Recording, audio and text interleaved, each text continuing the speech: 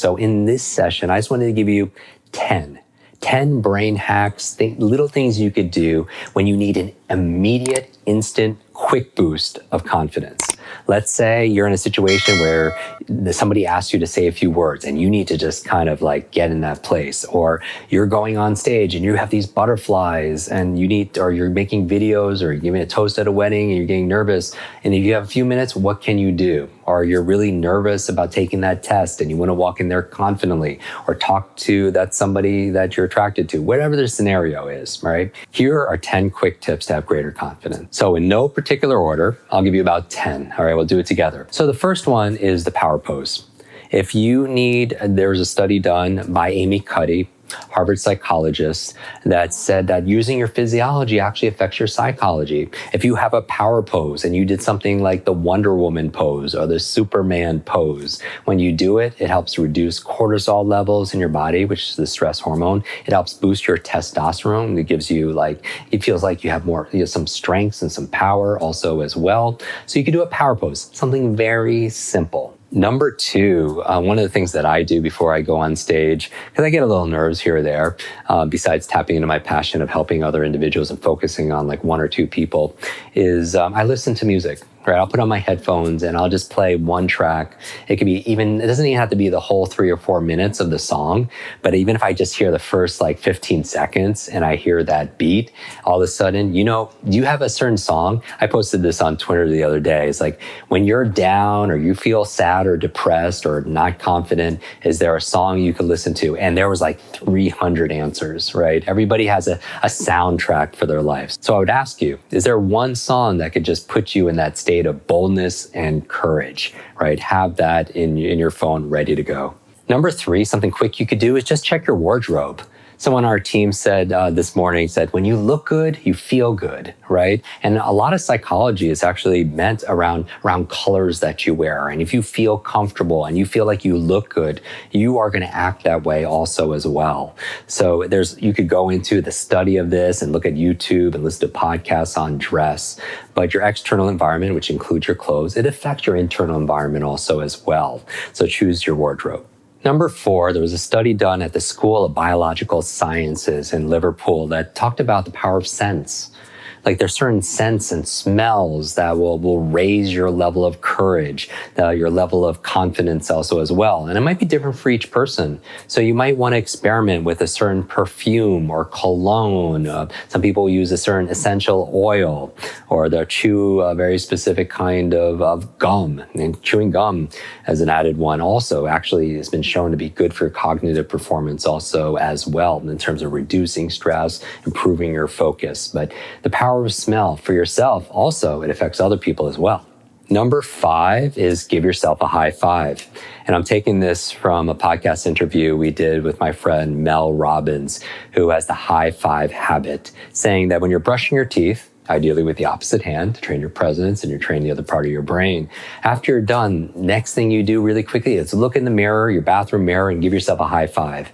Because high-fiving yourself, according to her research, this is ingrained since you were a child. You're high-fiving people throughout your whole life, and that's to celebrate, to encourage, saying you are enough, you're going to win today. But what about starting your day like that? If you want an instant boost of courage, find yourself a mirror, give yourself a high five. But you can't just high five your other hand, because that's a clap, all right? But that's number five, is give yourself a high five first thing in the morning. Your sixth quick tip to access more of your quick confidence is have a charm, have an amulet, as some people have.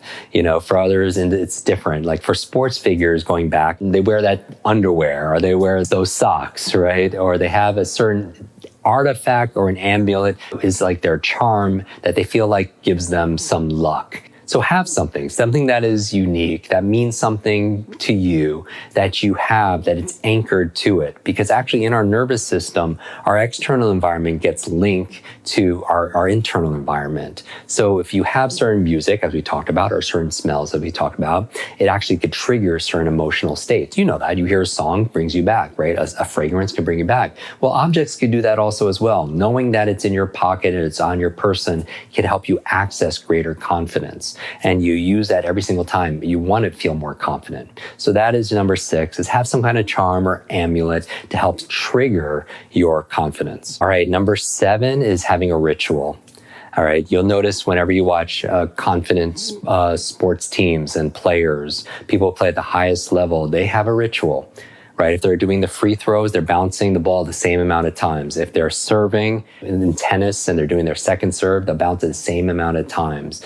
For me, I have a ritual every time that I get on stage, something that I do for like 5 minutes. Music was one of them, but move my body to be able to relax, to be able to get into a state of confidence. So maybe what you could do is have your own confidence. Maybe you have a power move of your own, some kind of gesture, some kind of ritual, some kind of music, some kind of saying, some kind of affirmation that will put you in a place of boldness and courage. Your 8th quick tip is this: mental rehearsal. We know that the human mind doesn't know the difference between something you vividly imagine and something that is real. And we know mental rehearsal works. There was a study done at University of Chicago where they took 3 groups of people and just had them do free throws.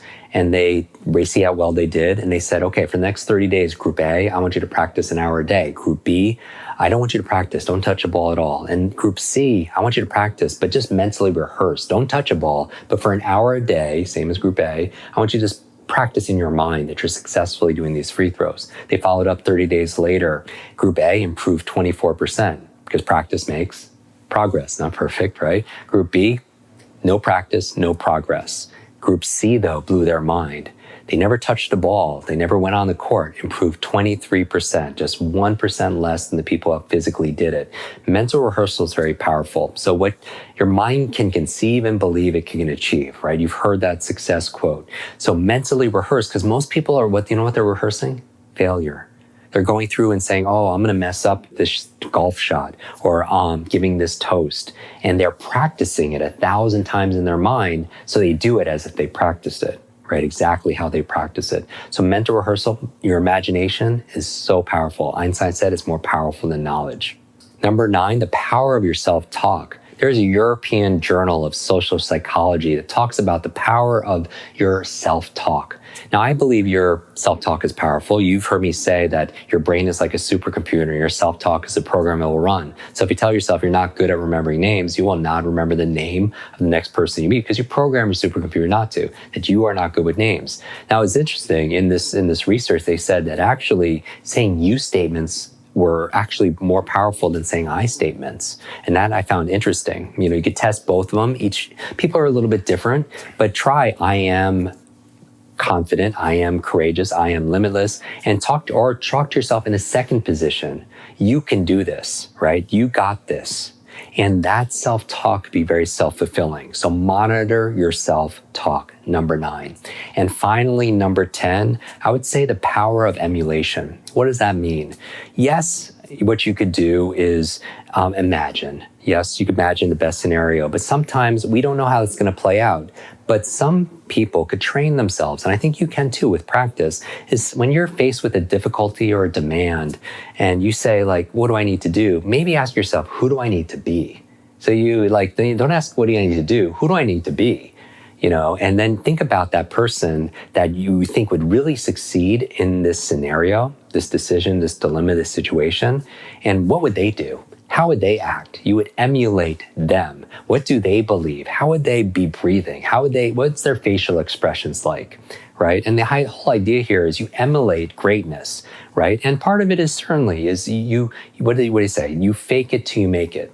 I also believe you can fake it till you make it, but I also believe you have to face it till you make it. And that's why through challenges, you make change. You go through adversity, you push yourself through difficult times, and that's where you get stronger. All right. So those are your 10 kind of brain hacks, science-based ways that you could elevate your level of confidence. So you could show up, be able to lower the self-doubt and the critic, and give yourself a boost of self-esteem, a boost of courage. There's this movie with Matt Damon. I didn't watch all of it, but it's called We Bought a Zoo. And there's this quote I remember saying, sometimes all you need is 20 seconds of insane courage, and I promise you something great will come from it. Right? So if you need this boost of courage to be able to go and make a hard decision, to be able to show up, to do something you never thought was possible, try one of these 10 things. And that's your exercise. Which of these 10 things resonate with you? And what do you do? What's a method or a small, simple step you do when you need to really tackle and feel determined to overcome your doubt, to be able to have greater confidence and really be the person you're meant to be? Put those suggestions down below. Also, rate your confidence. How's your confidence today? And are you ready to take on the confidence challenge?